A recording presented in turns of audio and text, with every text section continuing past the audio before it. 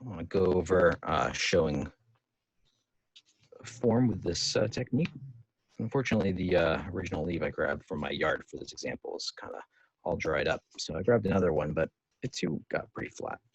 But anywho's, let me give you the basic idea. So shape, overall silhouette proportions, right?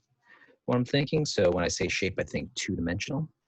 And then subservient to that is descriptive contour, kind of like our key exercise that we first did, right? So we have your overall proportion and silhouette, and then we sort of finesse the edges, trying to be as descriptive as possible. Then we get into form, and when I think form, I'm thinking three-dimensional, right? So, so when I'm looking at, or when I was looking at that leaf before, it sort of came pointed up this way, and then it like curved this way, and then it folded this way and came around and up. So you can think about this as like the major idea of the form as related to the lighting effect. So what is the major way that light is going to hit that form? And then you can think about all the little undulations within the form or the tertiary forms. So in the case of this leaf, when it was a little bit perkier, each of these between these ribs kind of puffed up like that. All right. So the idea is to, be aware of all these steps and put it all together to do the best job of describing whatever it is you're drawing. So it's a couple different things. So I've put some washes down already. This is to get the basic idea of the form, right? Here's is going to be idea. This is kind of a close up of that billowing. I put down a little bit of white on this one. Probably can't see it, but just a little bit of white Prismacolor like that. And it'll act a little bit like a relief. It's not perfect, but sometimes it helps to just keep your highlights a little bit lighter than the other areas. So let's go ahead and grab some paint here and get into it. So this, the light's coming from this direction. That means that these little valleys will be in shadow. Sure, I have my handy cloth nearby, so then I'll just lay in some paint into the areas that would be not getting the direct light. And then I can go in and try to keep one edge hard and one edge soft. So just going in, picking up that paint, wiping my brush off. And it's okay if it seems a little fragmented because it's going to be gone over again with pencil. All right. Yeah, I'll do it again on this one that has the Prismacolor on it. White Prismacolor, trying to see if I can observe some of the highlights. You can see it's not perfect by any stretch, but it helps a little bit.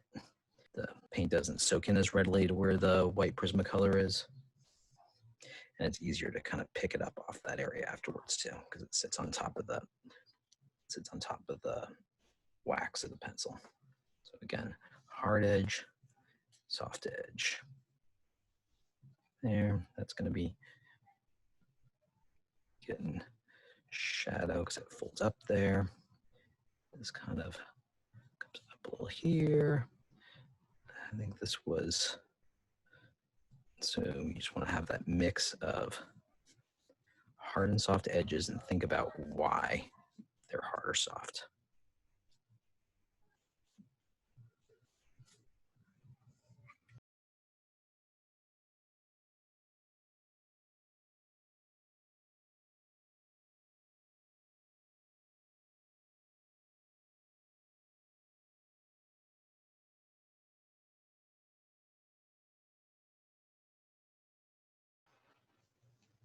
It's more or less dry now, so let's quickly review again. Shape, overall silhouette, proportions, then more descriptive contours.